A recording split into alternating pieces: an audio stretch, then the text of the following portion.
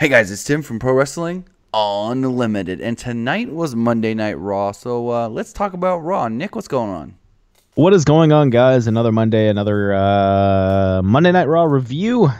See, it makes me glad that, goddamn, my YouTube just opened up on accident, and I had a video playing and I was trying to pause it. I don't like that Monday Night Raw has always been the same, but SmackDown's had like Tuesday Night SmackDown, Friday Night SmackDown, Thursday Night SmackDown, SmackDown Live. It's like, can we just pick one, man? Come on now. Well, they've only done Tuesday Night SmackDown like once. It was when they did like once or twice they did SmackDown Live before it was actually live. I don't know. It's weird. But what is going on, guys? We are going to be talking Monday Night Raw in a show where we felt like things should have happened, but most likely didn't. We got Alex Rodriguez and DeAndre Dukes in here. First thing I gotta say is this show felt long. Like Roman and Bray opened the show. They were in the first match of the night. I liked how they didn't do no 20-man or 20-minute promo. It was like a quick promo from Bray, like 2.5 minutes, a quick promo from Roman, 2.5 minutes backstage, and then boom, the match started. But by the time we got to that Raw Tag Team title match with Roman in that match as well, I honestly, until halfway through it, forgot Roman was actually even in the opening match. This show felt that long. Oh, absolutely. And I just want to say there's 12 people in here, so I'm going to go ahead and reckon no one got notifications. Yeah, I'm going to send out to Twitter just to be safe. We got Derek Bocek, Beast Mode, WWE, and Juliana in here. What is going on, Juliana? The store manager who recently moved to a new store, her name is Juliana. So are you my store manager? If so, can I have a promotion? Oh, Lord. Because that's how you do it, right? I guess. Yeah, just an obnoxious show, man. It was weird. See, I don't usually get the chance to watch Raw, but when I do, I hope it's a good show. Right. I mean, it wasn't a bad show. There wasn't... Like, the Bayley-Asuka match wasn't bad. The Roman Reigns-Bray Wyatt match, I really, really liked. Heard a lot of people didn't like that match, though. I liked it. They got a "This is awesome" chant. But, I mean, that's not really saying much in this day and age, though. So Exactly. So did the tag title match. Yeah, they get... I feel like chants, and if you want to go back to my old hot take video, chants are... They can either make or break you, and lately the WWE Universe has no idea. Why not just call them that? The WWE fans have no idea who or what or when to cheer for. Oh, yeah. That's for sure.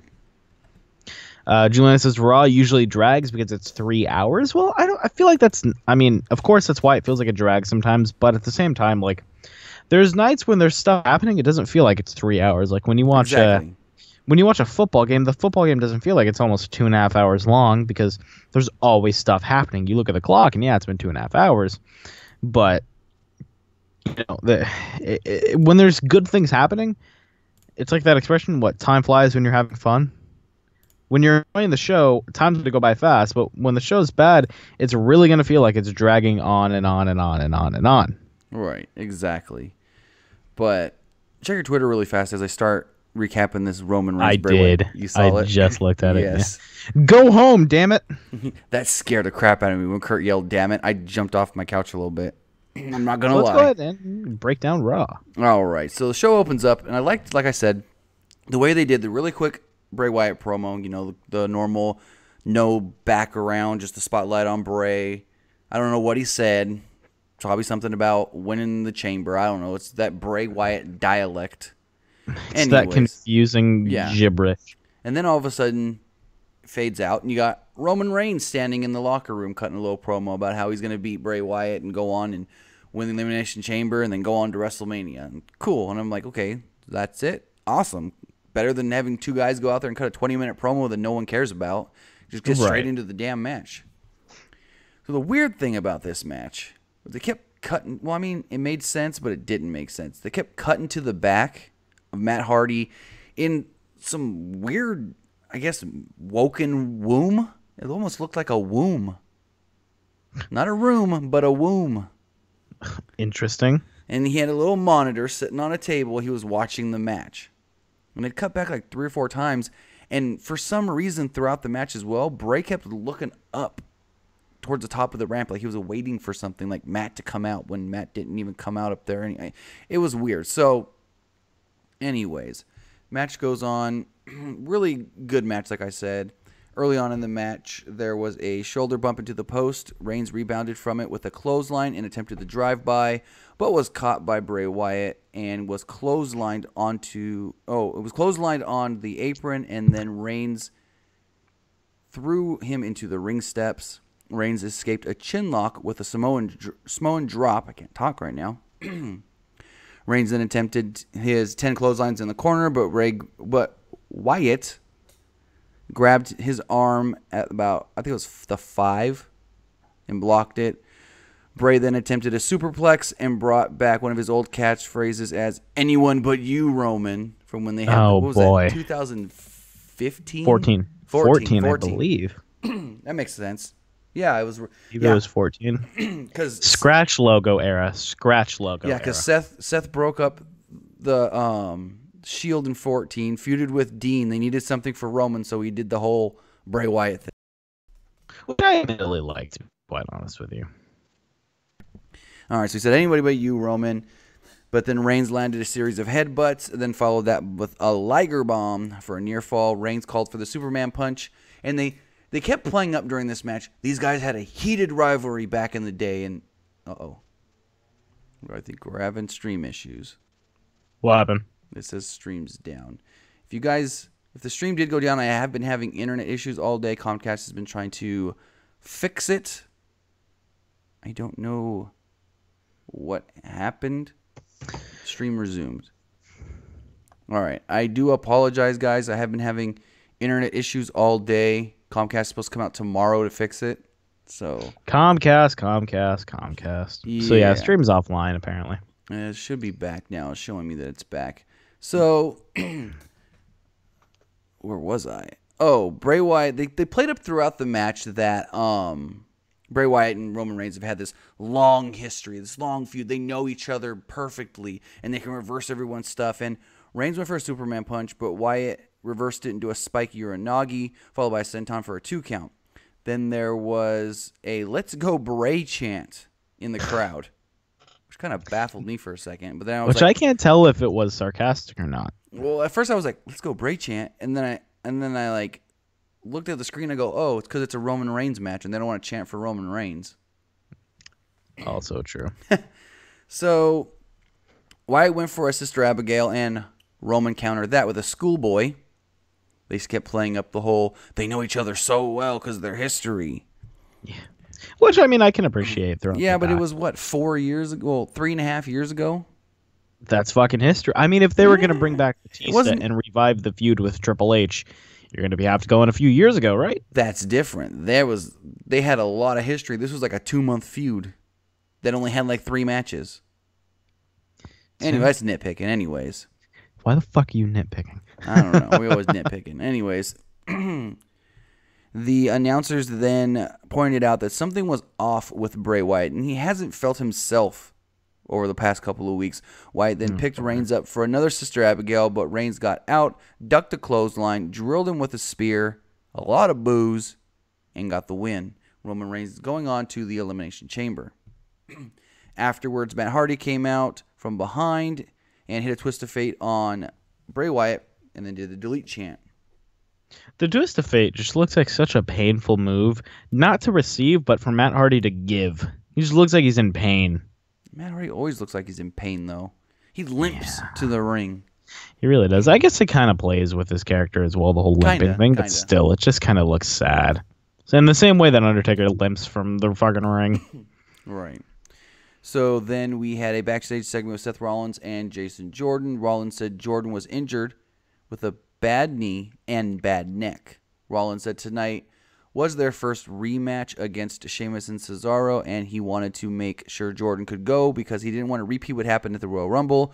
Jordan assured Rollins that he was fine. Rollins said tonight wasn't about them. It was about getting back the titles.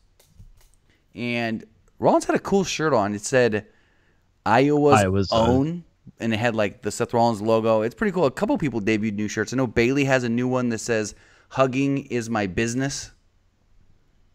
Pretty That's cool. stupid.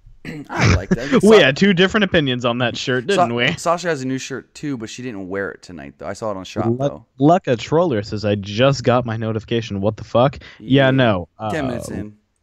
Yeah, our fucking notifications rarely go out. Yeah, you can blame YouTube for that. Thanks, YouTube. Make sure you turn on and off our notifications. All right. So then we had the club come down. The club. They came down, did their little entrance with Finn or with Balor. It was funny though because Gallows and Anderson come out, and Michael Cole goes, "It's Luke Gallows and Carl Anderson, the Balor Club." And then out comes Finn, and he goes, "And here's the man that the namesake comes from, Finn Balor." I was like, really? That was kind of nerdy. Who said that? Them one-liner, Michael frickin' Cole. Oh, he's so good though. Oh, okay. He's okay sometimes. What is he? At least he's better than Beth Phoenix. Let's put it this way. He was really good during the UK tournament. Well, yeah, because he wasn't being overly produced by Vince. Exactly. Anyways, so Dash Wilder and Scott Dawson come down, and they like take their time. I don't know what this was all about, but they took their time. I thought they were going to cut a promo on the ramp, but instead they cut a promo at ringside. Excuse me. And it was supposed to be Dash Wilder versus Finn Balor, and Scott Dawson goes, "Wherever Dash goes, I go. I'm like his shadow. We're a tag team. So how about Finn? You take one of your brothers over there and take us on in a tag team match." And I was like, oh, this could be all right. And so it was Carl Anderson and Finn Balor taking on the Revival.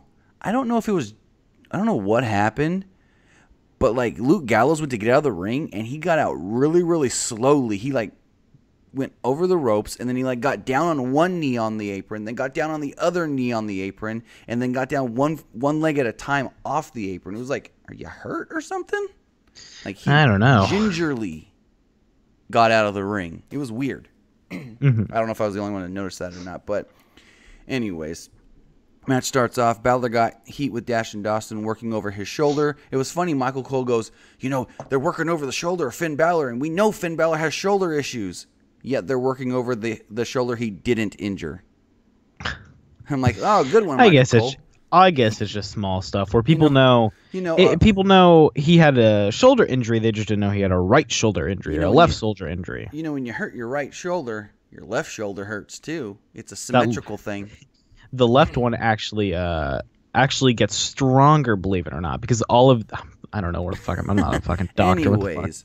Dawson used a Fujiwara armbar as a rest hold before Balor hit a double stomp, leading to Anderson getting the hot tag. Anderson used a flying neck breaker off the second ropes against Wilder, but missed a drop kick after Dawson held Wilder against the ropes. This is really cool. Carl Anderson whipped him against the ropes, and instead of Wilder bouncing back, Dawson jumped up on the apron and hugged him to hold him up against the ropes. And Anderson went for the drop kick, not thinking, he ain't coming back at me. It was actually a really clever spot, the way he just hugged him to make sure he didn't bounce back. Dawson tagged in. Anderson greeted him with a spine buster. Anderson hit a somersault against Wilder. Balor tagged in, hit the sling blade, drop kick, coup de grace.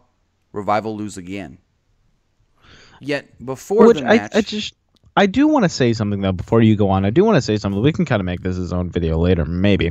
But I really like the idea of the Revival being that kind of driving force. Like, no, I don't want him to go to this thing. Because we're going to go to the fucking tag team because we're our tag team wrestlers. I like that idea of really, really, really pushing the idea of tag team wrestling isn't a joke. It should be taken seriously. Over on SmackDown, in my opinion, it looks like kind of a joke. You've got the Usos and the New Day who are just, haha, we're funny. We cut promos on the way down to the ring. Haha, lockdown, pancakes, you love us.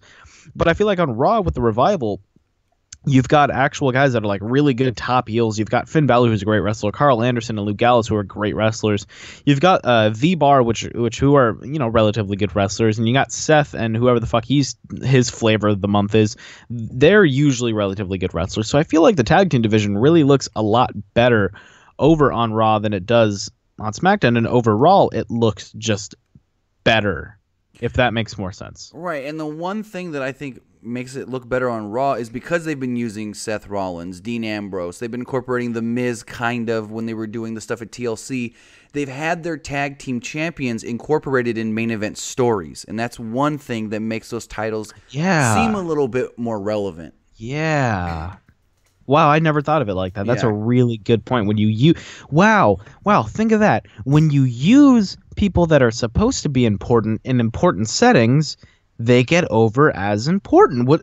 Hmm. Wow. Would you look at Exactly. what? No. What? So it was Fuck weird you, though, WWE. the Revival lost here because they played it up big that over the last couple of weeks the Revival have been getting big victories over Rhino and Heath Slater, and I forget who the other team they beat was, but anyways, they played that up before the match. It was But Gallows and Anderson. was it Gallows and Anderson? Did they Yeah, it beat was on the pre. It was on 2 the weeks ago? pre-show. No, well they didn't. No, I was talking about just on Raw. They said there was. Rhino and Slater. Who was the other one? There was another one. I'm pretty sure it was a Revival. Revival beat Revival. Fuck. Anyway, it doesn't matter. Anyways, all right. So then they showed a graphic saying that Kurt Angle will announce all the women for the Elimination Chamber tonight. We then see in a locker room there's a tablet and it's playing the Sasha Banks Asuka match from last week. Pans out and Sasha's sitting there watching it. Bayley walks up and goes, "What are you doing? You've watched this match like 20 times this week. Nothing's gonna change." And Sasha says something to the point of like, "Well, I want to watch it so I can get better and know how to beat her next time." She's like, "I know I can beat her next time." And Bayley goes, "Well, I have Asuka tonight, and if you think you can beat," she said, "if you think you can beat Asuka, I've already beat you, so that means I can beat Asuka." What is this? It's like they say in MMA. Oh well, if you beat that guy, and I beat you, technically I've beat that guy. Like, what the fuck? Isn't it like I don't know if this might get us demonetized, but isn't that like if I have sex with this girl and this guy has sex with that girl, we've had sex with each other. Basically, they call it MMA math in mixed martial arts. They also call that being Eskimo buddies. Oh, dang. Oh, demonetized. But yeah, it's like when you say, what was it? Anyway, it's like saying, oh, Anything you can do, I can do better. well, it's like saying Frank Mir beat Brock Lesnar and so beat Frank Mir, so technically beat Brock Lesnar, and you know what I mean? It's absolutely not fucking true. How about No, that? but it's just something freaking MMA fighters like to do a lot. Anyways, so then we had a Cruiserweight tag team match, and the new Cruiserweight 205 Live GM was on commentary, and Michael Cole just blew my mind going, "So we're joined here by formerly known Rockstar Spud, who you now know as Drake Maverick." Interesting. I'm like, really? just call the goddamn guy Rockstar Spud if you're going to like call they're him doing- that every week anyways. It's my favorite thing would be the idea of like rocks. Be like, whenever former WWE superstars do Nicole revival versus revival. Damn, they are the best. But when they do when they do appearances, they do the frequent or formerly known as Jack Swagger. He was formerly known as literally Jack being announced as that at house shows. So I like the idea of your 205 Live general manager, formerly known as Rockstar Spud Drake. Like, they're obviously saying fuck you because we wanted to name him Rockstar Spud. We wanted that, but they were like, they can. Impact says you can take your naming, your gimmick wherever you go. What if Drake Maverick's the GM, but Rockstar Spud's Lord, alter ego. Mm-hmm. I didn't think about that. It's like Anyways. It's like Tom Brady's alter ego in the in those PS2 fucking Super Bowl graphics. Oh, I thought you were just saying the Super Bowl in general. Well, clearly that wasn't his alter ego. That was good. Oh, That was not Tom Brady. Anyways, whew. Fly. You see the Eagles player hit a spine buster? I called it a Batista bomb. No, it was more of a Arn Anderson spine buster. You see the spear that was given like two plays after that? Like killed the guy. Shit. I don't know if they announced it, but Cook couldn't come back, and they said he may have had a concussion, but they didn't want to say it. They called it a head injury. Yeah, they called it a head injury, but said we don't want to call it a concussion before we actually know. Anyways, back to Raw. Back to wrestling. They did the whole thing with they did Cedric Alexander and Mustafa Ali taking on Tony Nese and Drew Gulak, and I liked on commentary when they were like, "So who else is going to be in this 16-man tournament?" And Drake Maverick goes, "Well, I ain't going to tell you that now. You got to watch 205 Live tomorrow and find out." That's what I can appreciate. But he did say that we are going to have Roderick Strong on the show tomorrow, since that was already announced, and then what was it, Lindsay Dorado versus Kalisto. I kind of excited for that. I'm not gonna lie. I'm actually kind of excited. So early in the match, Drew Gulak clotheslined Cedric Alexander. While Alexander was crouched on the top rope, Alexander nearly fell off on his head. But he landed on his shoulder. It's all good. Mustafa Ali did a flying tornado DDT for a 2 count on Gulak. Alexander did a somersault tope on Tony Nese. Alexander made a blind tag for a springboard clothesline, then pinned Gulak with a lumbar check. And what is his name? Drake Maverick did say that one of the superstars in 205 Live that has impressed him the most is Cedric Alexander. So is that foreshadowing that Alexander may be getting the title at Mania? We don't know yet. So if he doesn't get the title, that's going to be the biggest fuck you in wrestling history, I'm assuming. Guy who came that close to every single time. And he probably would have gotten the title if Enzo didn't have to go and fucking... He wasn't even supposed to be in that position. It was supposed to be Rich Swann originally. Right, I understand that, but still. What I do... Excuse me, I lost my train of thought there. Go ahead. Hey, someone should send Booker T that new Braun Strowman Get These Hands t-shirt. $1 from Derek Bocek. Thank you for the $1. Appreciate it. No comment. Just $1. Obito, I'm not even going to say your last name. I'm going to botch it. It says, so Booker T wants to throw hands at Corey Graves. Booker should send Corey. Whoa. Anyways, Booker should send Corey the Get These Hands t-shirt. I don't know what's going on with that, man. Okay, we'll get to that when we get to that. We'll get to that at the end. All right. So Kurt Angle comes out, and Kurt Angle's all kinds of messed up tonight on his promo. So he comes out and goes, tonight we're... Ever good? Huh? Is he ever good at his promos? No, this one he was all messed up. He goes, tonight we're going to... And then he stops and he giggles. He's like, we're going to announce the Women's Elimination Chamber. I was like, really? It's like in the back of mind. It's like, this is fucking stupid. He stopped. Caught his breath, giggled, and then said what he was going to do. So he said that in the Elimination Chamber, it will be Alexa Bliss defending against Bayley, Mandy Rose, Mickie James, Sonya Deville. Wait for it. I'm waiting. Sasha Banks. No Nia Jax. I'm like, really? No freaking Nia Jax? How does this make any sense? And then he goes, but you guys may be wondering why Nia Jax is missing from this match. Because if Nia... I'm not wondering. Because she's gotten title shots almost every fucking week. Though I do understand why she gets so many title shots, because she's probably the most believable person that could be that champion. But Jesus, I mean, I don't know. She's getting way too much. The Big Show never got this kind of stuff. So then he goes on and says, well, Nia isn't in this match because she's got another match. And I'm like, another match? He goes, against Asuka. And if Nia Jax wins, then she will be added into the Raw Women's Championship match at WrestleMania. And I go, oh, so you just told us that Asuka's cashing in on the Raw champion? Like, what? I think that was kind of a way to hit at it. Anyway, so Alexa Bliss comes storming down into the ring like a bat out of hell. She's pissed off. She really did look like 5 Foot of Fury. Like, she looked like she was about to rip Kurt Angle in two. And she played the sexist card on him. Which I found interesting. She comes down and goes, why do I have to... she goes, the woman's... What does she say? I want to get this right. She goes, the woman's... They always change it up. Revolution, evolution, anyways. She says, the women's evolution is about the men's matches and the women's matches being equal and the same. And you're going to come out here and say that I have to defend my title in the Elimination Chamber, but the men's title is not, and your Universal Champion Brock Lesnar just gets to sit at home? And Kurt Angle was like, well, and she goes, why do I have to defend my title in the Elimination Chamber? He goes, well, Brock just defended his title at the Royal Rumble. And she kind of looks at him. Braun Strowman and Kane. She kind of looks at him. He goes, and when's the last time you defended your title? TLC in October?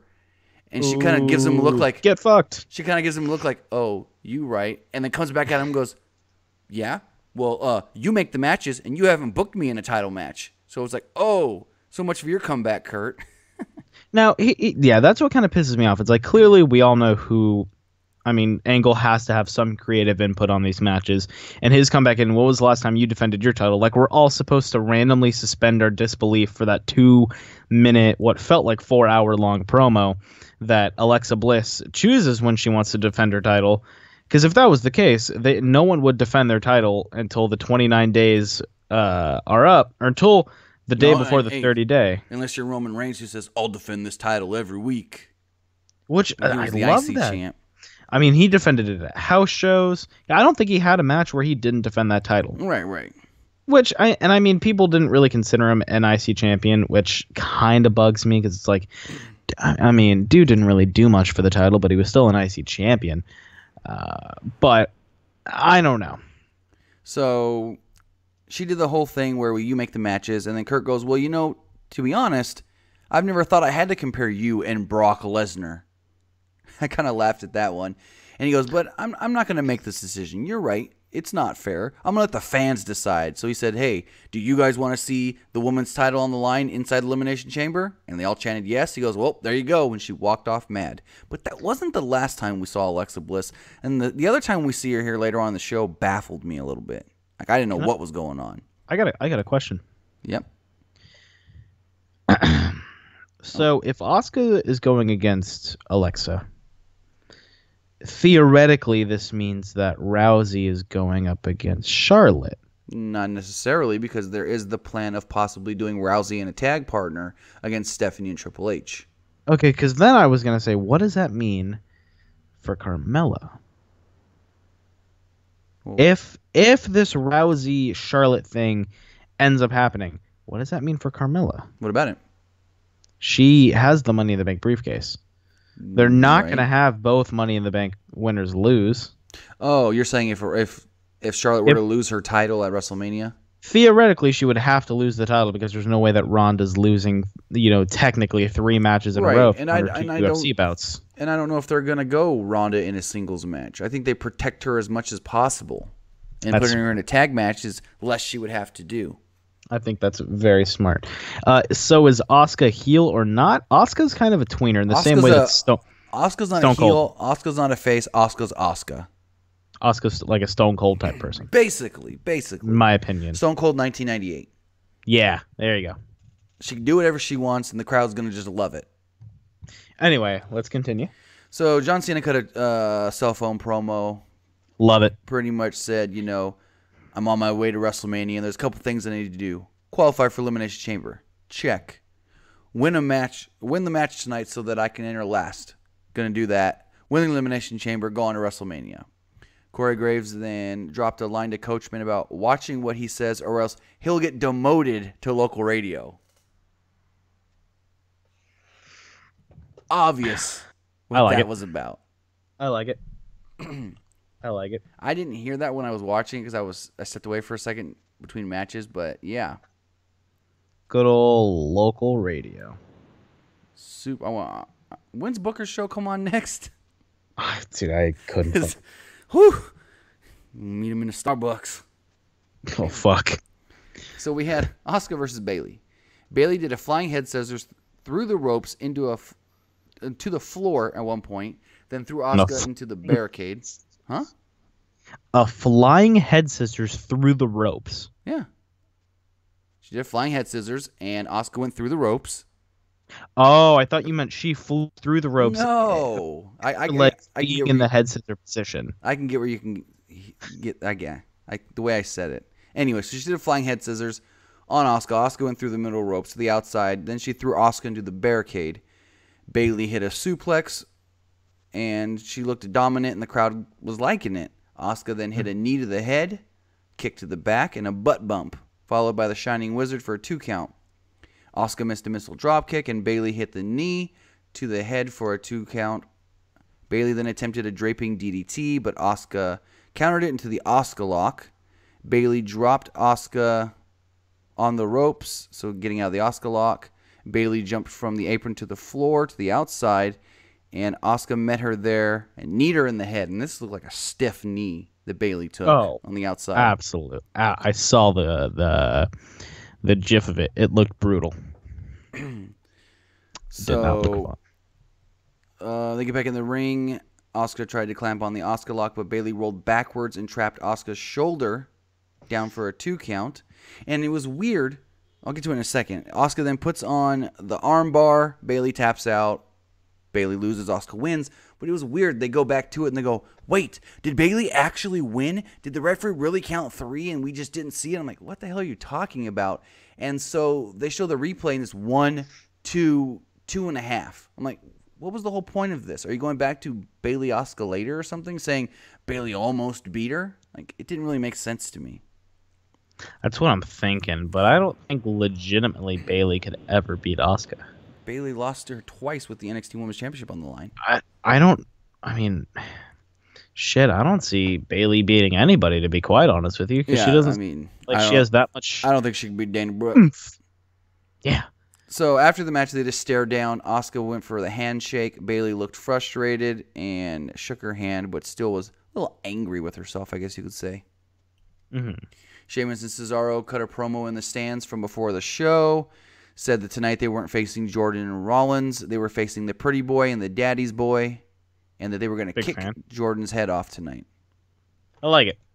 Miz came out with Bo Dallas. Curtis Axel wasn't there for some reason. Interesting. I think Graves said something about Miz got him an audition for a movie. I don't remember if that's exactly what I heard, but I think that's what Corey Graves said. I think that's fucking hilarious. It is. I mean, it makes sense because the reason they're with Miz is because they were in that Marine movie with Miz, and Miz was impressed with them on set. And that's why they're with Miz now. So it all makes sense if Miz is now getting them movie auditions. I like it. Mm-hmm. All right. So Miz gets on the microphone. He starts cutting a promo, but he's mocking Paul Heyman. And he's like, at WrestleMania, I'm going to take on the reigning, defending. I mean, he sounded almost dead on to Paul Heyman. And then he was like, undisputed champion. And then instead of doing the normal Heyman Brock Lesnar thing, he does the Miz Brock Lesnar. I liked it. Nice. How he changed it up. I like it. So he cut a promo on the Eagles. Eagles. You know, Eagles won the Super Bowl. Miz said tonight was his chance to qualify for the Elimination Chamber and then go on to WrestleMania, which was his Super Bowl. Miz said at WrestleMania his daughter would be born just days before so she can witness him becoming the first ever Universal and Intercontinental Champion. There's an interesting dynamic. What if Maurice is late and she doesn't give birth till like Mania and she goes into labor? You think he'll miss it? Because it's his first. It's not like it's his, like, you know? I don't know. I don't want to think about it. Anyway, so we had Miz. I don't want to think about it. So we had Miz. I want everything to go right for him. Okay. So we had Miz and Apollo Crews. Wasn't a bad match, but a 5-minute match. Apollo Crews got a near fall, including at one point he hit a drop kick on Miz off the top rope. Crews pressed Miz over his head, but Miz got his knees down and he got his knees down and got out of the overhead press. Crews made a comeback with another drop kick to the head, flying clothesline to the Miz. Crews caught an enziguri, leading to a 2 count.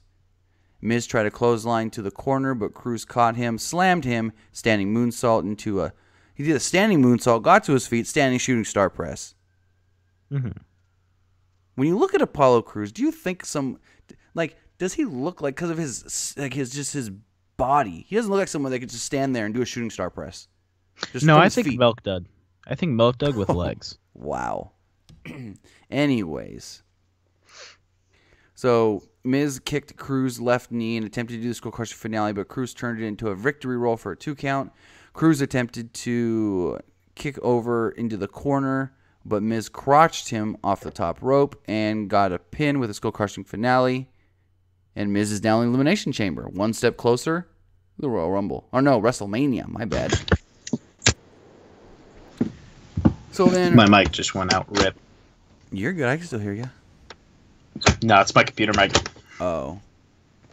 Enjoy the sounds of my computer for a moment, please. All right. So Rollins was walking backstage when he found Jordan huddling together with Kurt and a doctor. Rollins was like, "What's going on?" And Jordan told him, "I haven't been cleared to compete. He said, I suffered a neck injury, and they won't let me go." Rollins was upset. Now, was there any when they said that? What? Huh? Like, was there any crowd reaction to the injury? I don't remember. Okay. I was just wondering.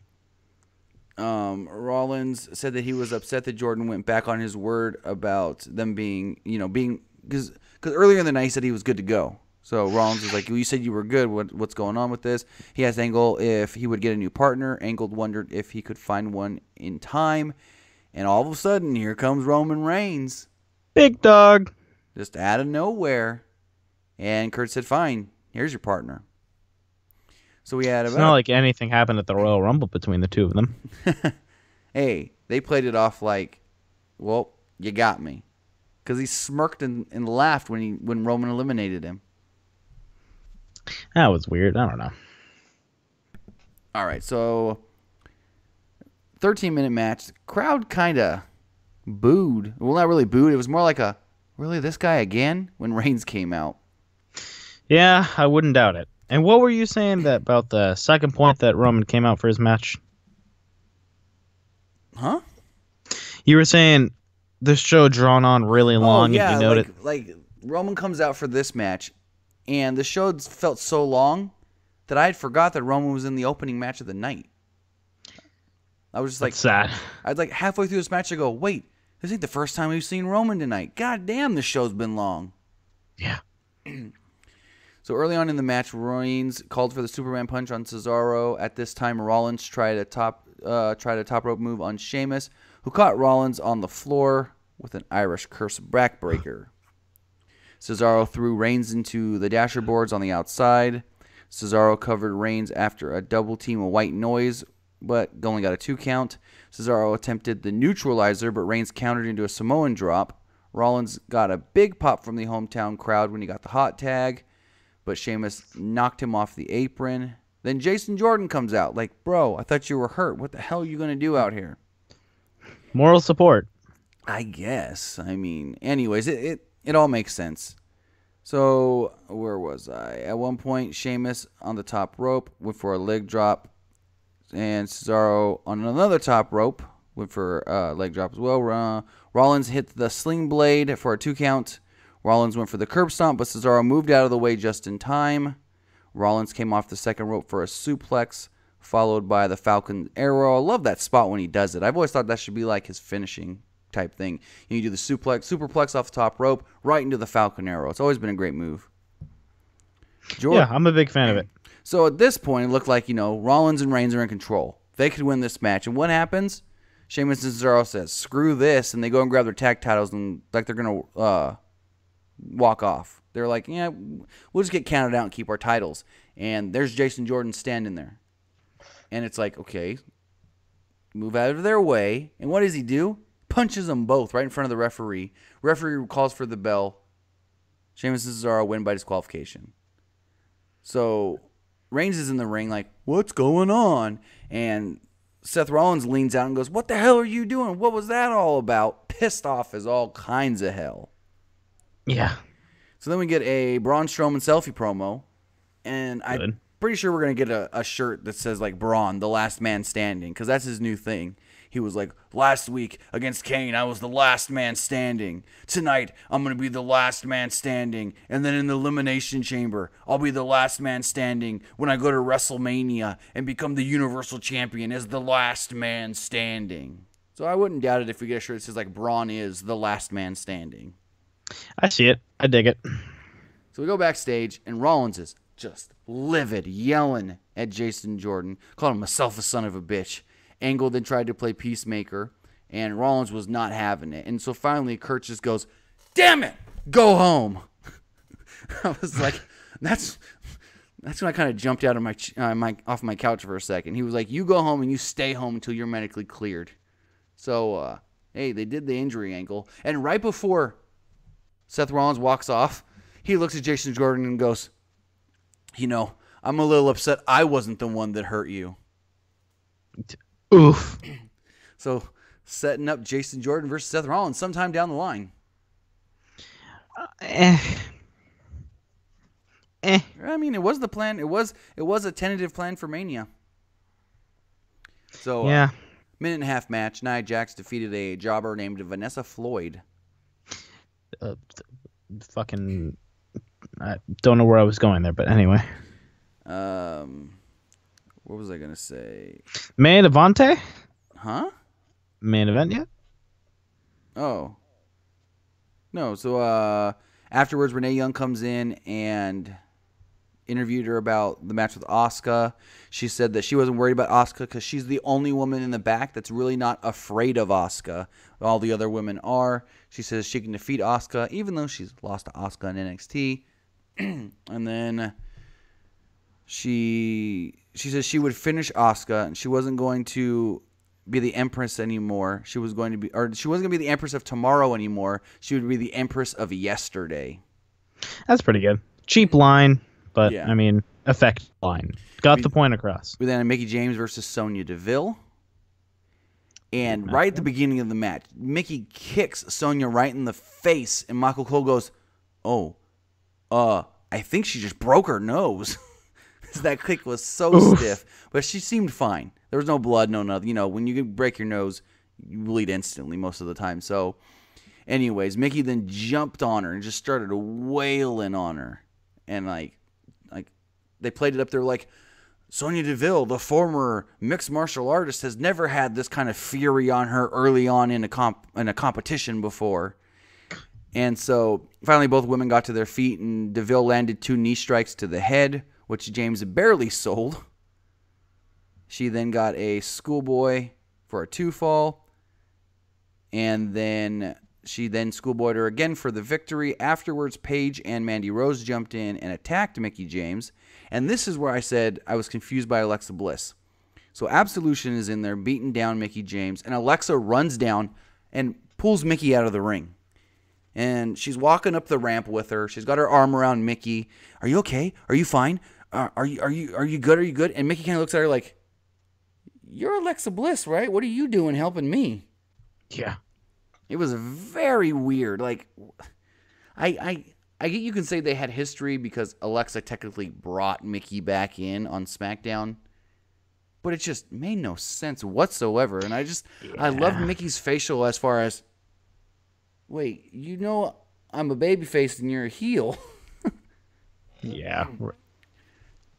So then we get a graphic saying that next week they're doing a second chance qualifier to get the final spot for the Elimination Chamber.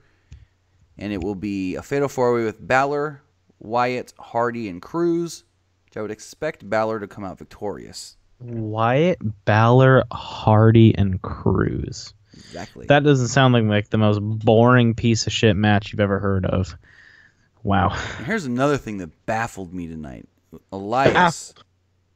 So Elias is out there, and they're like, "Ladies and gentlemen, Elias."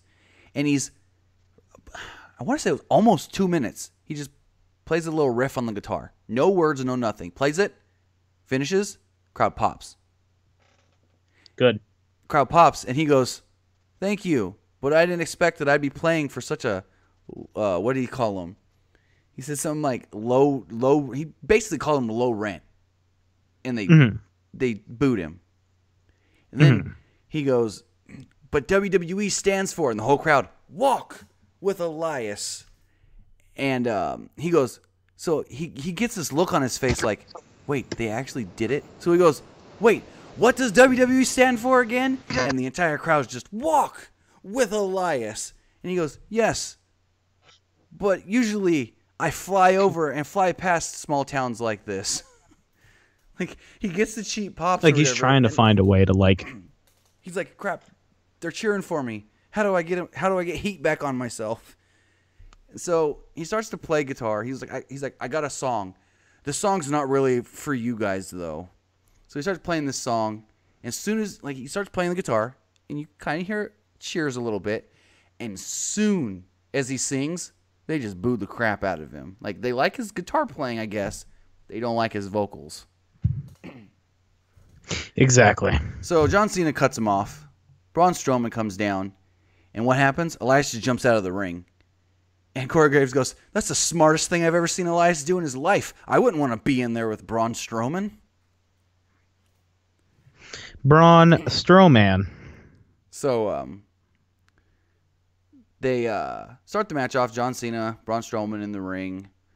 And Strowman gives Cena a splash, or a clothesline, and then a running power slam. Elias then gets in Cena gets to his feet. They start double teaming Braun. They talk about how it's weird. Or I think it was Coach said it's weird that they're teaming up together after they've been at odds over the last couple of weeks. And Corey goes, well, you got to team up against Braun Strowman. So match spills to the outside. Cena then picks up Strowman for the AA on top of steel steps.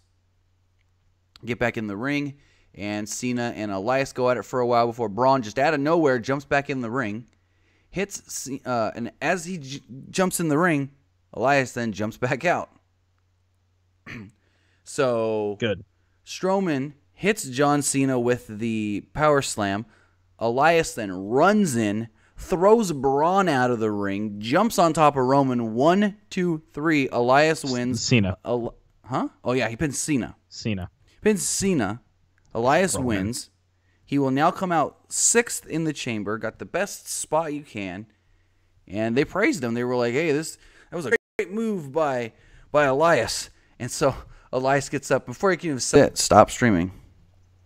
Fuck.